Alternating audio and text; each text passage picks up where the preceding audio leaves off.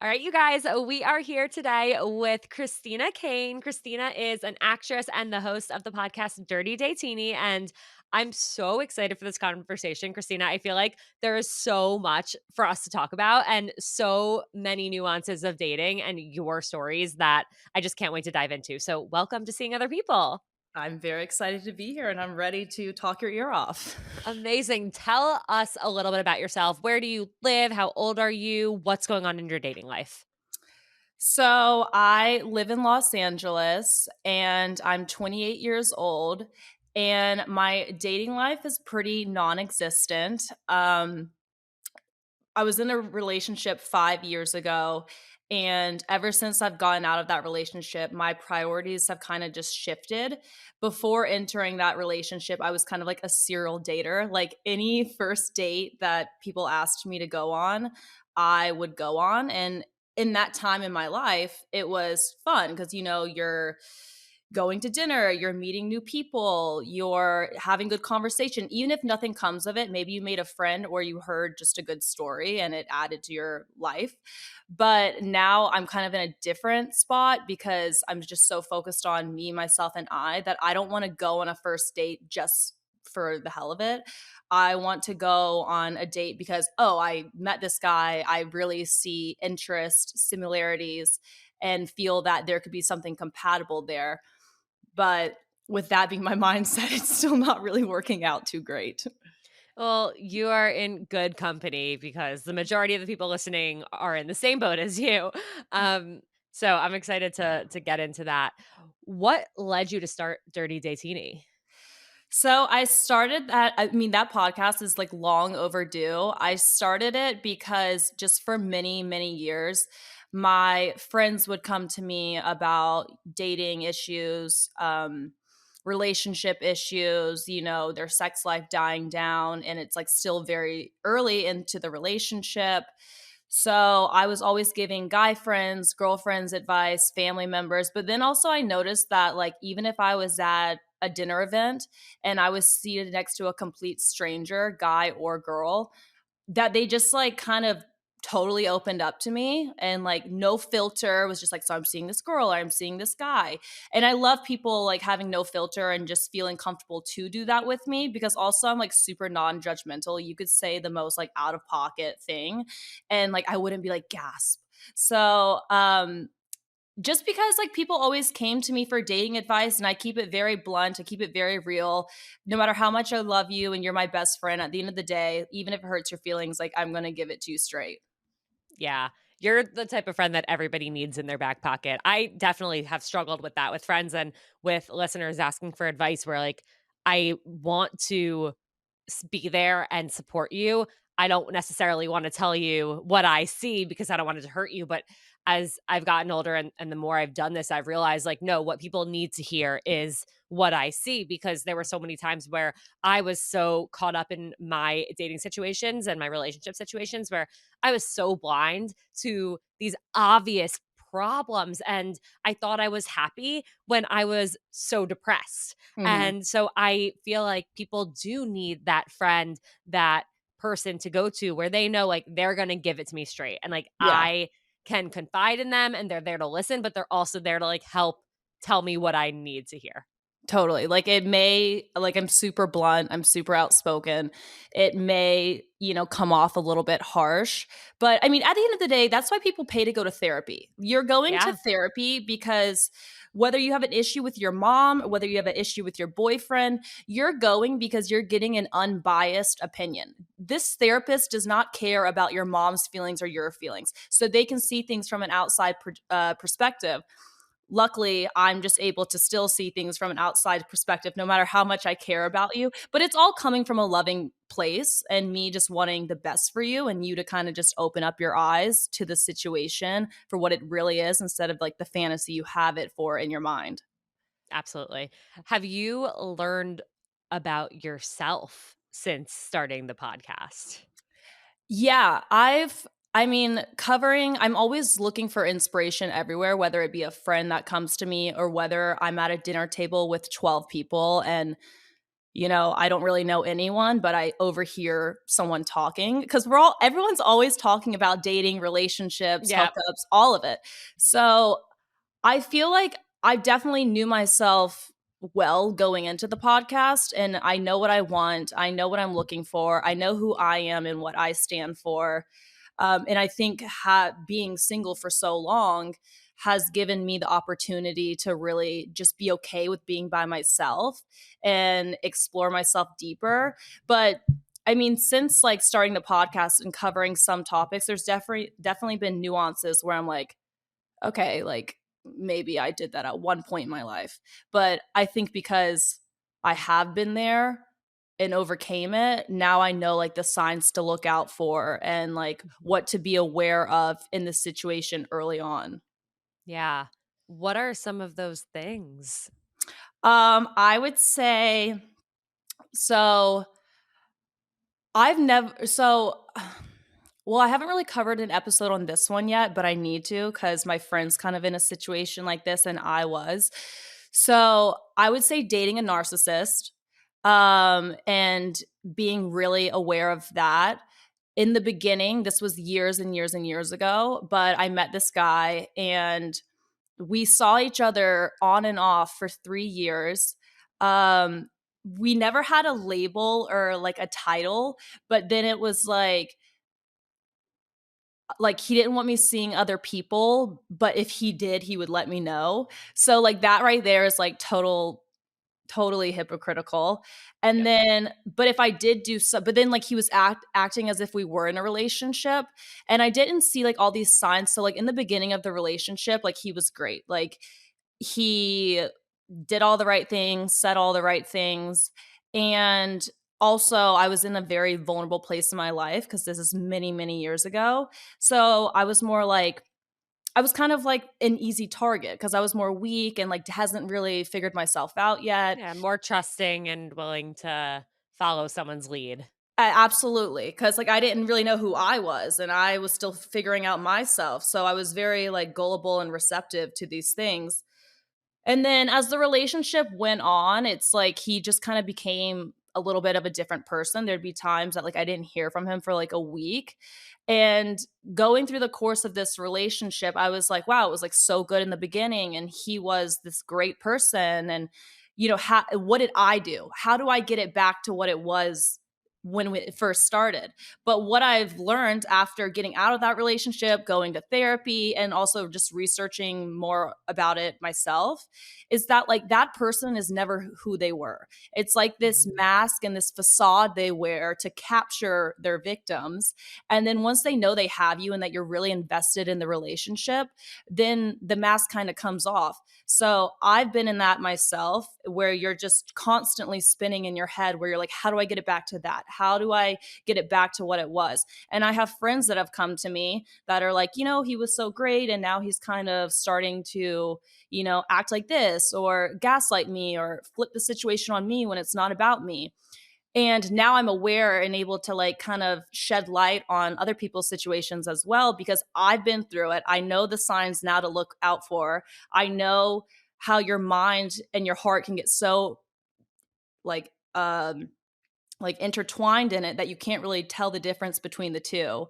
So that's definitely one thing that I see common in just dating in general, whether it be myself or my friends.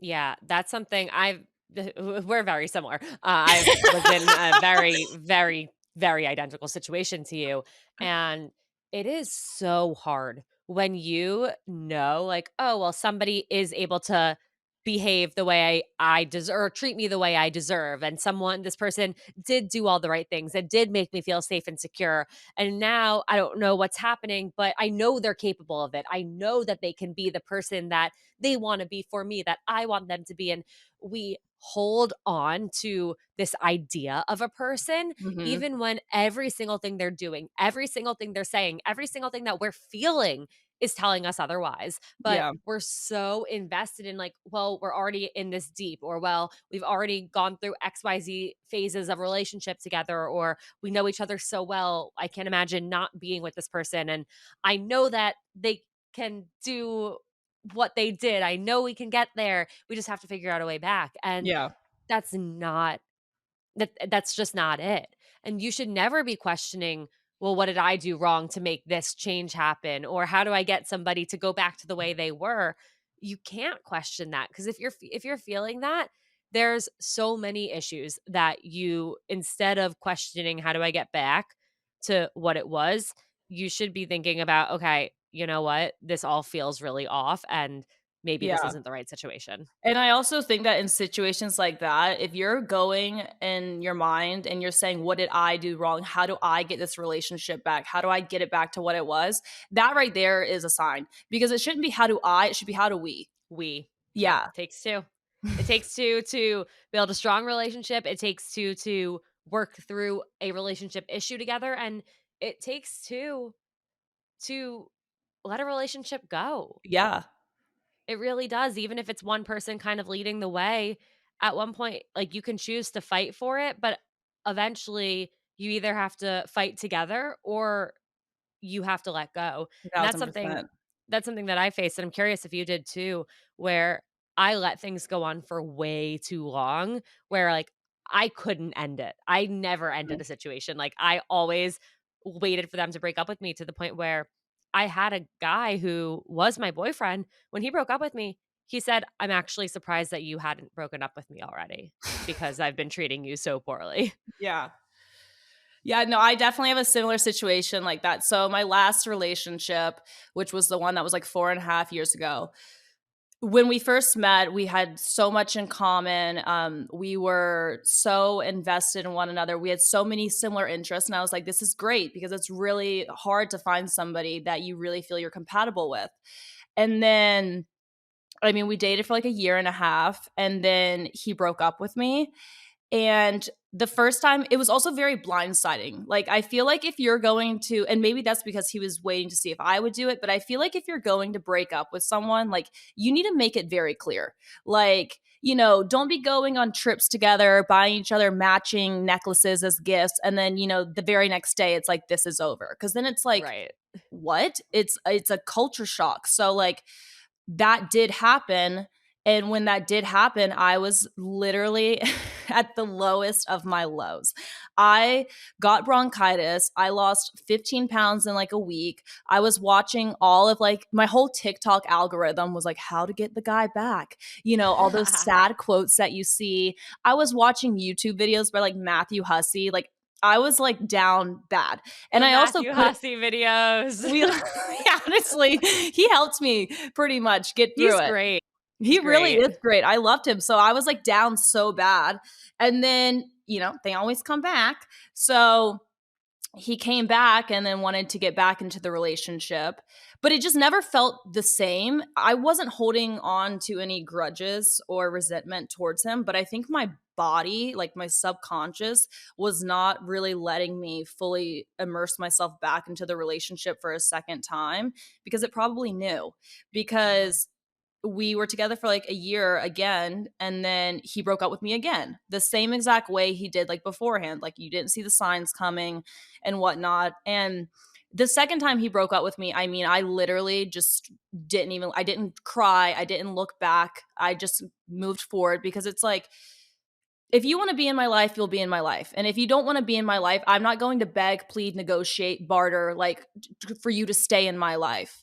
So, I mean, I've definitely been in situations similar to yours where, like, I don't know, like, It I should have didn't, been over. yeah, it should have been over. I didn't see the breakup coming. As much as I like love and care for him, like, and like, I think he's a great guy. I don't think anything's wrong with him, but you either grow together or you grow apart. And there's nothing wrong with either one. And I think when you grow apart, a lot of people try to manipulate the situation or change themselves so they can continue to grow together. But at the end of the day, humans are not monogamous creatures. Technically, we're not meant to be with one person for the rest of our lives. And there's no shame or guilt if you grow apart. I probably should have ended it sooner, because he, was prioritizing his friends and other things over me. But I just didn't. I think I had the hope of it working out and maybe like a new flame being ignited and us not growing apart. Yeah. Well, it definitely makes sense why when you went back into it, like there was something holding you back because you were probably afraid that he was going to do the exact same thing again, which is what he did. And he did. Did you ever find out why he broke up with you the way he did? Like, did you ever have that conversation with him and learn why he went about it in like a buying you gifts, going on vacation, and then bye? Yeah. So, that specifically, no, but the first time he did break up with me, I was, like, seeking an answer because it was very out of nowhere, and what I've come to learn is that, like, breaking up with someone is already hard enough, so and some like, giving you, like, the full list of answers, like, that's not gonna make it any easier for you to heal. Like, hearing all the things you did wrong, you're hearing all the reasons you're incompatible. Like, breaking up is already hard for the person who's breaking up with you. True. So, I asked, but it's just kind of the whole like it's me not you type of thing. And what I've learned is like it doesn't matter why someone's breaking up with you. Like I think they could give you a list of reasons that's just going to make you feel like shit, or they could, give you a reason that's not necessarily the truth. Either way, like they're breaking up with you, it's going to hurt. This is someone that you've spent time with.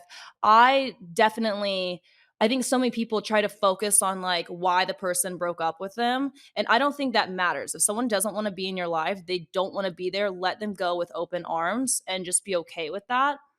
Because, like, yeah, like a reason is not going to make it any better. And also, a lot of people do the whole closure thing like, oh, well, they still have my stuff. Or, like maybe we can be friends and text occasionally. You have to one thing I am thankful for that my ex did, he cold turkey quit it. Like anything I had of his, I kept. Anything he had of mine, he kept. Because people try to prolong the breakup with like Yep. hopes of maybe getting back together or just simply having that person in their life. But I think the best way to break up is have a clean breakup, cold turkey quit it. Don't text, don't see each other, don't make up reasons why you need to see the person to like get your sweatshirt back that you don't even care about. Because you're just making it harder for yourself at the end of the day and you're prolonging your time for moving forward. I want anyone going through a breakup right now to like rewind this 2 or 3 minutes and re-listen to all of that just like on repeat Yeah. because like take everything Christina just said to heart because it is so true. The sooner you cut off contact, the sooner you stop trying to make it work or trying to find reasons to see them, to talk to them, whatever it is, the sooner you will be able to process and heal and not feel as broken as you might feel right now. And me too, like I was blocked by someone and that was the greatest gift they Yeah. could have ever given me because Yeah. that's what allowed me to finally accept that okay, this is like over. Yeah. Now I need to focus on me cuz he's focusing on him. And agreed, like you don't need if here's the like if you have stuff at their place that you so desperately want back, like that's fine. We all have things we love.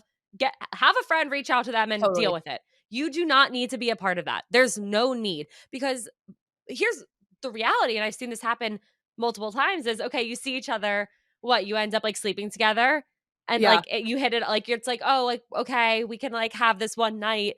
And then you're even more broken than you were before. And I see that happen time and time again. And people are like, but I thought maybe this was them like reconsidering. And it's like, no, they broke up with you.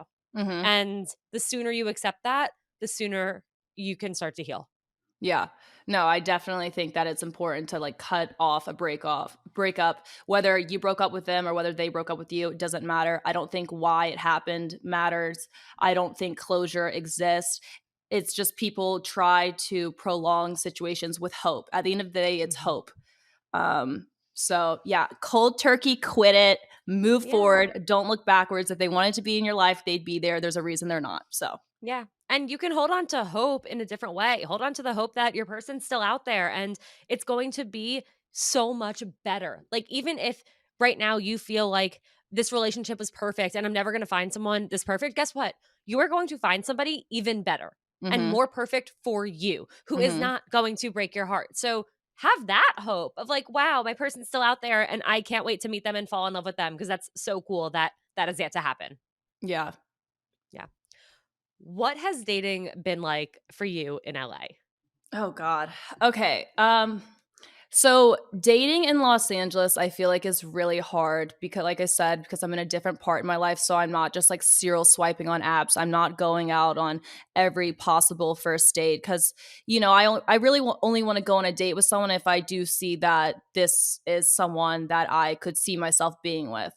Because I'm 28 now. It's different than when I was 21, going on every single first date I was asked on. But I feel like, I mean, the last date I went on in Los Angeles was through a mutual friend to dinner. And I mean, I don't know if I, like, set him up to open up the can of worms, but, like, you're just having casual conversation at dinner, and so, like, I'm like, "When was your last relationship?" And he's like, "When was mine?" And, mine was very point blank. I was like, "Yeah, I was, like, 5 years ago. I've just been focusing on myself." But then when the roles were reversed and I asked him this question, it was like it's like I had the whole dating history. The whole dinner we were sitting there talking about, which, like, doesn't offend me in any means, but it's like it turns more into a therapy session and you're venting Right. about all your past relationships. So, he really, for a long time, talked about all his last relationships. And one thing that I felt like, I mean, I knew pretty soon going into it that we weren't compatible in the way romantically. But he had told me his longest relationship he had ever been in was 6 months. And so if I'm 28 and you're 29 and your longest relationship was 6 months, that's not necessarily a candidate I see myself dating because, like, I've been in long term relationships. I know at the beginning it's fun, you're in the honeymoon phase, it's butterflies and rainbows. But then, after a year and a half, 2 years, sometimes, things are revealed about the person that you're seeing. It gets harder. Relationships are like a roller coaster. You're going to go through ups, you're going to go through downs. So if someone has only been in a 6 month relationship, for me personally, that's not someone I can be with because I've been there and done that. So I know what it takes. I don't want to have to teach someone and go through those stages with them for the first time. Um, but dating in Los Angeles, honestly, like I have like Raya, but like I don't go on it because first off, my Raya shows like people that are like in Sweden and like Berlin, and I'm like, how is this helping me? I even once emailed them about it because I was Oh like, my why, god. why are you not showing me people in like New York or Did they LA? respond? Yeah, they were like, "Our platform is meant to be used so you can make global connections." I'm like, "That's Oh my great and all, god. but when 90% of the connections are, like, in New Zealand, that's not Right. helping me." So You're it's not like, trying to travel the world right now. yeah, exactly, like, so it's like I'll go on it when I'm bored and, like, swipe and, like, X heart, X heart. If I get matched with someone, I don't usually message them, and it's not because it's an ego thing, but it's because like, it's not really where my mind is at. Yeah. Um, but if a guy comes in like, "Hey, Friday at 8, I'm taking you out," then it's like you have my attention. But I feel like so many people on the dating apps, they just want to pitter patter, like, "What are you doing? Oh, not much. What are you doing? Oh, that's cool. I'm doing this with my friends." It's like they just want to go back and forth, and it's kind of a waste of time in my eyes because you usually do that and it's just meaningless, mindless conversation. And then you don't even end up meeting up. So Right. it's just like to me, like the dating apps for me personally, maybe I mean, I know a lot of other people have way better times on the dating apps, but for me it's just a waste of time because like men do not take initiative. They don't execute a plan. They just want to chit-chat back and forth. And then it's like I'm wasting my time because you usually don't even ever meet up. Have you or do you or have you thought about having something in your profile about, like, wanting someone who takes initiative and, like, skipping the pen pal stage and getting on the date? No, I haven't. Should I update my profile and be like either come in hot or not at all? Yeah, I think try that, and I think it will bring out the guys or the men who are willing to do that and who have that side of them, and it would push away the guys who that's not who they are, and I think a huge part about dating apps is making sure your profile is showing who you are and what you're looking for. Yeah. So try that. Yeah, I mean, I will. I'll let you know how it goes. I'll be like, come in hot with a plan or don't come at all. Yeah, I love that. I think that could actually, like, really help you sift through the people who are gonna waste your time. Yeah, Yeah. Has I'm anyone gonna ever, like, in to your knowledge, do you know anyone who actually met somebody on Raya? Because I don't. My ex and I met on Raya. No way. Yeah, Okay. so Well, that worked in the way that it worked. yeah, I know it worked while it worked, you know? Yeah. So yeah, we met on Raya. I do know people who have like, so I have like one of my girlfriends is like, you know, pretty avid Raya user, and she gets great matches. You know, the people that come up on my profile are just not, you know, just not cutting it for me. But like, so she goes on a lot of dates, and she hasn't been in a relationship with any of them, but she has met substantial people through the app. Mine used to be a lot better. And then after I was in a relationship and got out, it's like, Raya's just like against me. It just, I mean, it's just people that are either foreign, which it's great. We love foreign people, but it's like the reality. Then I can't go on a date with them. Right. Raya's like, we gave you one, you've hit your quota. Exactly. And the fact I Try emailed them again in the about it next too. life. Yeah, and I emailed them, and they just really weren't giving me much help with on how to remedy this like issue. That's so funny. Why do you think it is that the guys you've encountered in LA are the way they are? Like, I know I've heard of like Peter Pan syndrome. That's it. Yeah, let's talk about that. Yeah, so I feel like, and then like, so okay, I feel like in Los Angeles, it's the Peter Pan syndrome. It's like they don't wanna grow up. They, you know, would rather be with the bros and, like, go to dinner and a club with the bros, which is, like, so weird to me because it's like, what older, like, person, like, and by older, I just mean, like, mid-20s, like, doesn't wanna have, like, hot, fun girls around? Like, it's just so weird that they prioritize guys and their bros over girls, but I would say, like, yeah, like, they don't wanna grow up. They want to have their cake and eat it too. You know, there's endless opportunities in Los Angeles, but also the world in general. And they want to like have their freedom to do whatever they want. I feel like men in Los Angeles, they lack effort and they definitely do not take initiative when it comes to like, hey, like it was nice meeting you, would love to take you to dinner sometime next week. They may say Right. that, but then you never hear from them. So, and you know, I'm not going to follow up and be like, hey, are we still on for dinner? Because if he wanted to, he would. So, I also think that they fear commitment. I think that I've seen like a reoccurring pattern of men in Los Angeles fearing commitment, but I don't even mean like commitment as in like boyfriend and girlfriend dating exclusively. I mean commitment as in like committing to a plan. Because they Mhm. want to keep their options open, whether it's an event, it's a party, it's a dinner, or maybe I'll be invited on this trip. They fear commitment and committing to plans because they just want to like have the world at their fingertips. So dating in Los Angeles is really bad, but I think dating where you are is much better.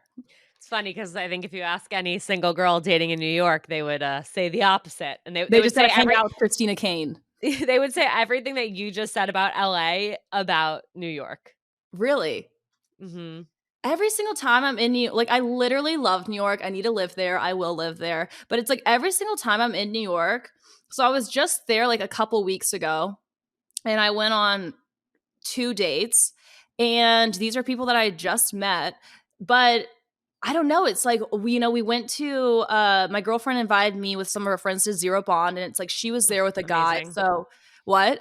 Amazing. Yeah, so she was there with a guy, and so, like, she was kinda entertaining him, so he was there with, like, his 7 friends, so I was talking to his all 7 friends, like, you know, like, so that right there shows me that it doesn't have to just be bros and the friends, like, they want a female energy around, and then, yeah, like, I met this another guy at, Casa Cipriani, and the next day he was like, "I'd like to, like, take you out," and then he did. So it's like, when I'm in New York, I feel like I'm thriving. Like, people take initiative, they don't just talk about the idea of a plan, they actually then, like, execute and you hear from them. I'm, like, constantly I don't know, it's just to me for me personally, New York dating, it's so much better. Well, get over here. What are you waiting for? I know. I need to. I really do. It's so funny, like, how opposite everyone's experiences are. I'm curious if you think any part of that could be about, like, your mindset when you're here, where it's like you're on a trip, you're there to have fun, there's no pressure, Mhm. but I guess you're saying it's about, like, the guys that you're meeting and their actions, so maybe it's not that. I think maybe it's different for me versus like your friends. It's like, for example, when I go out and like, I don't really ever go out anymore because I'm just, that's another reason I don't meet anyone because like I'm not, I'm indoors. Like he's not going to show up at my doorstep. Yeah. So, but like when I do go out, it's everybody I already know. You know, Mhm. I know who's dated who, I know who slept with who, like this person confided in me about this. Like it's like everybody already knows everyone, so it's not refreshing to me. It feels very mundane. It's just like I'm just like, ugh, like where are the new people? But when I go to New York, I'm seeing tons of people that I've never met before. And I do enjoy going out in New York because unlike Los Angeles, I've already been everywhere, done everything. So like when I'm in New York, I'm like, "Oh cool, let's go to this restaurant. I've never been there. Let's go to this lounge. Would love to see it. Heard great things." And it's like the people, the men that are there, I've never met them before, so it's really refreshing to meet new people and hear new stories of their walks of life, but also it's like they've never met me. I don't know if New York's the same way. Like I don't know if it's a small world where like everyone kind of knows everyone and runs into everyone. It depends. I think it depends, like, who you are and where you're from. Like, for me, I grew up in Westchester, so, like, right outside New York City. I went to Syracuse University, upstate New York, and then I moved to Manhattan, as did everyone else from Westchester, everyone else from Syracuse, and everyone else from, like, the tri-state area that I met along the way. So, for me, it was always very much like, I can't hide. Like, and Yeah. we all moved to the same freaking neighborhood. We all end up in Murray Hill. So, Right. it was like it was just like college, the next phase of college. We're all in this college town of Murray Hill, New York, Yeah. and you run into everyone everywhere. And even now, like I feel like everyone I rarely meet somebody that I don't have at least like 10 mutual friends with. Right.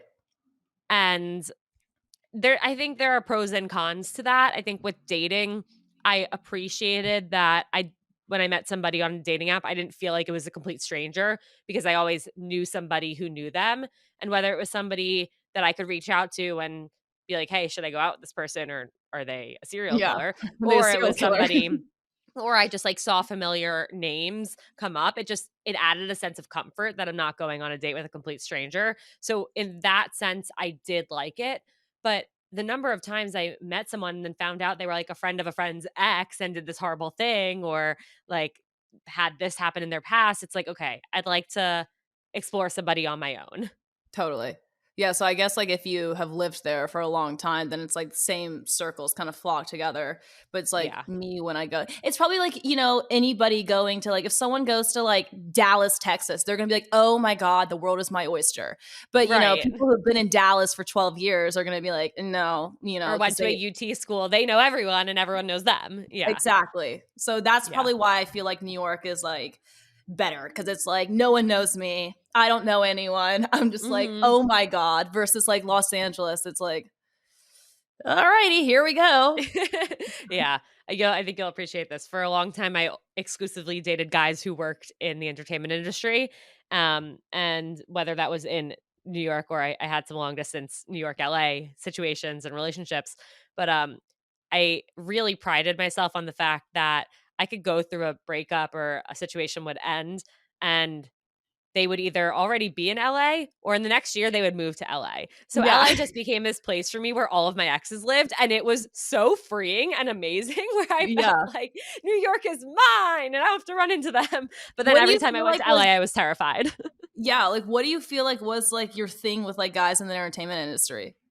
So I worked in music out of college for a few years and I felt this really deep connection to it and I wanted to work with artists and I wanted to be like someone's manager and just like be very immersed in that world and I felt like guys who worked in music were all just as passionate about it and Yeah. they also had big dreams and we were all working in this like crazy weird world towards these dreams that we had and I thought it was really cool for me that, like, I would meet these guys, and the big pattern was none of them wanted a relationship because they were also career focused, but they would keep me around because I got it. Like, I understood what they were working towards. They didn't have to teach me what they were doing or over explain things to me because I got it. And so I Okay. really enjoyed that. Even if it was like a guy who worked in finance but was a DJ on the side, it's Right. like I understand what you're pursuing. I also have ideas to help you. Maybe I can manage you one day. It'd be great. Okay, well, that Yeah. makes sense then. So it was more musicians than actors. Yeah, not so much actors at all. Definitely more like music Okay, industry. then I totally get that because they have like a passion for the art, and like sometimes Mhm. I'll see like a musician perform on stage, whether they're known or not known, but like they're all instantly hot. Right. Exactly. Instantly. Exactly. As an actress, did you ever have a thing for actors? No, I think like the idea of them sounds fun, but like actually dating an actor, I don't know. It's just like, I don't know. I feel like everyone's like so egotistical. They're so full of themselves. You know, they act for a living, and so they're good at lying for a living. So I feel like for me personally, like, maybe it's fun for like, just hooking up, but Mhm. it's not like if you're I feel like if you really want substance, because like both people would always like, they're always going to be traveling. And then if you have trust issues, that's definitely not someone to get involved with, because they're always going to be traveling and they're going to have a reason why they can't talk to you because they're on set or they're in the recording studio. So me personally, like I think acting sounds like a fun fantasy, but like I want like a businessman. I want like an Elon Musk, you know? It is so great. Like I'm 1,000% like not a looks person. Like if you're a 12 and you're super hot and like, Following Elon Musk. I'm not a yeah, looks yeah. person. If you're a 12 and you're super hot and every girl wants you, and like but you have nothing to offer me mentally, you're just kind of like, yeah, like so like, well then it's like I don't see that going anywhere. But if you're like, let's say you're a 6, but you're really smart, you're really driven, you're really passionate, you can teach me things at the dinner table that like I don't know about. And so we have really great conversation. Then like it doesn't matter that you're a 6, because if you can turn my mind on, then you like turn me on. 100%. Also, looks fade. A thousand And percent. if you're trying to find somebody to be with for your life, you want somebody who's going to make you think and ask you thought-provoking questions, and you can have these engaging conversations with, because that is what you're doing. You're finding somebody to talk to and hang out with for the rest of your life. Whatever Yeah. they look like now is gonna be different. 1,000, and I think looks fade even in the retrospect of like not us just like getting old and gray. Like if you're dating someone for a year and you're like, frequently they're sleeping at yours, you're sleeping at theirs, like you're gonna get used to seeing them. And that person that was like so hot and just like, a total fantasy, like, well, you're used to seeing them now. So looks are gonna fade Yeah. even when you still are attractive and look great, just because you get used to seeing this person so much. My favorite thing in the world is when people will, like, meet my fiancé for the first time, and then after he leaves, they'll be like, "Oh my god, Alana, like, Jake's hot," or like, "Jake's so good looking or so handsome." I'm like, "Cool." Like, Yeah, that it's a "Okay. plus. I'm so glad you think so. Thanks for letting me know, because like, I haven't thought about that." Yeah, no, Like, it's to me, he's definitely a just plus. Jake. Yeah, Yeah. it's But it's yeah, it's a you're plus. so right. You're so right, though, that, like, that fades in a sense where you're used to what they look like. You're not thinking about that all the Mm, time or, yeah. like, ever after the first initial attraction. Yeah, and I know so many people that, like, get into pursue someone or get into relationships because they're super hot, but then it's like there's nothing more to the relationship. It's just a superficial, shallow, look-driven Yeah. relationship, and it's like then they wonder why so many problems arise. It's like because you're not really compatible. Like, maybe it's a fun time in the bedroom, but, like, even that's gonna, like, get old. Right, you're not actually connecting on anything other No. than the fact that you're attracted to each other. Yeah. So yeah, no, I'm looking for an Elon Musk. Alright, if any Elon Musk-esque men are listening who live in LA, or if anyone's listening who has a friend who lives in LA Or Elon Musk that himself. or Elon, if Elon's listening, hey, great, love that for both of us. Hit up Christina, shoot your shot, come in with a plan, make a Yeah, plan, follow through, do all the things. totally. That's my pitch. I love it. No, you Um, killed it. I love it. Is there anything that I didn't ask you about that you were hoping to talk about? Um, let's see. I think we like pretty much covered it all. I think that, I'm just in this part in my life where, I'm not a serial dater anymore like I used to be. And I'm really happy with like being alone and being on my own.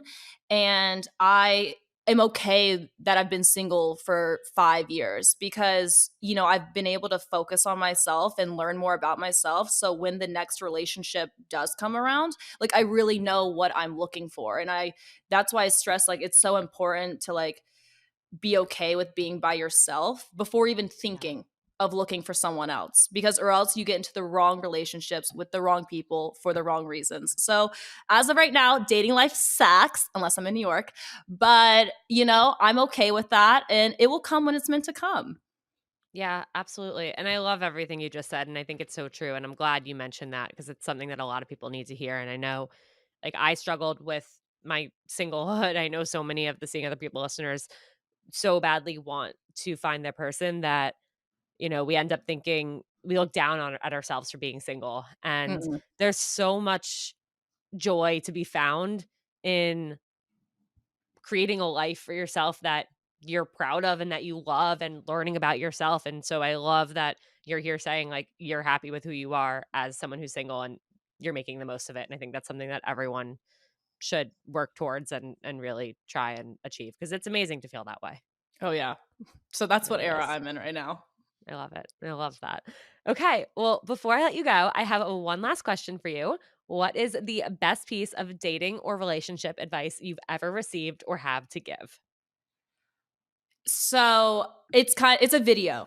So it's not necessarily one piece of advice, but anyone that's going through a tough time in their life or going through a breakup or, questioning why certain people they want in their lives don't want to be, whether that be friendships, relationships, whatever. There's a video by Tyler Perry called Let Them Go.